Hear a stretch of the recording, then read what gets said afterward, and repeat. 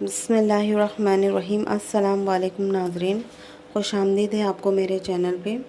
تو آج کا قصہ ہے حضرت صالح علیہ السلام اور ان کی اونٹنی کا۔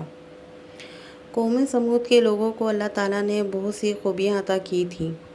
وہ لوگ پہاڑوں اور بڑی بڑی چٹانوں کو تراش کے گھر بنا لیتے، سرداروں کا طبقہ کمزور لوگوں کو غلام بنا لیتا اور ان غلاموں سے زبردستی کام لیتے اور انہیں صرف اتنی ہی اجرت دیتے جس سے وہ زندہ رہ سکیں۔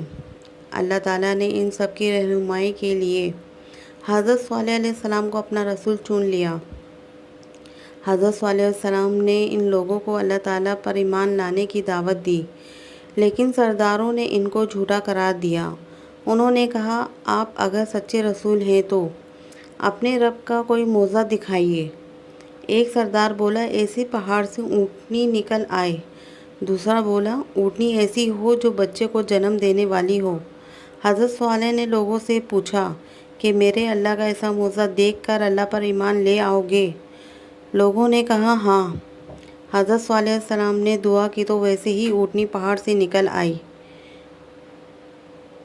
اس معجزے سے کچھ لوگ ایمان لے آئے۔ وہ سردار لوگ فکر مند ہو گئے، کیونکہ اگر اللہ پر ایمان لے آئے تو انہیں اپنا آقا اور مالک نہیں مانیں گے۔ حضرت صالح علیہ السلام کو کہا کہ یہ اونٹنی اللہ کی نشانی ہے، اسے کوئی نقصان نہ پہنچانا ورنہ ہلاکت والا عذاب آئے گا۔ اب تمہارے لیے کنویں کی پانی کی باری مقرر ہے، ایک دن پانی پیے گی اور دوسرے دن اونٹنی نے ایک بچے کو جنم دیا اور وہ اتنا زیادہ دودھ دینے لگی جو بہت سے لوگوں کے لیے کافی تھا۔ اس لوگوں نے اور بھی اثر لیا اور وہ حضرت صالح علیہ وسلم کی باتیں غور سے سننے لگے۔ اب تو سردار لوگوں کو فکر ہونے لگی۔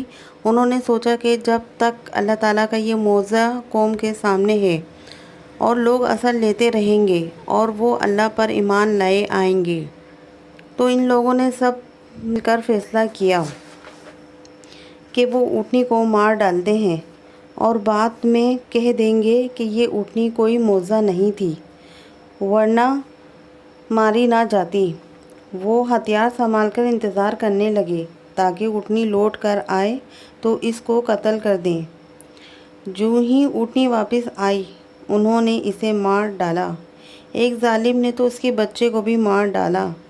پھر وہ سردار حضرت صالح علیہ السلام کو جھٹلانے لگے۔ لوگ بھی سرداروں کی باتوں میں آ گئے اور حضرت صالح علیہ السلام کو جھٹلا دیا۔ حضرت صالح نے لوگوں کو بتا دیا کہ اب تو اللہ تعالیٰ کا عذاب تم پر نازل ہو کر رہے گا، تمہارے پاس اب صرف 3 دن کی مہلت ہے، توبہ کر لو ورنہ ہلاک کر دینے والا عذاب آئے گا۔ 3 دن کے بعد عذاب آ گیا۔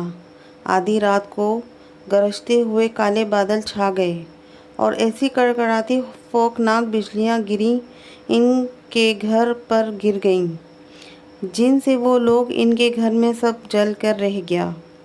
حضرت صالح علیہ السلام اور ان کے ساتھی محفوظ رہے۔ اور آج کی آپ کو یہ ویڈیو کیسی لگی مجھے کمنٹس کر کے ضرور بتائے گا اور پلیز میرے چینل کو سبسکرائب ضرور کریے گا۔ Thanks for watching my video.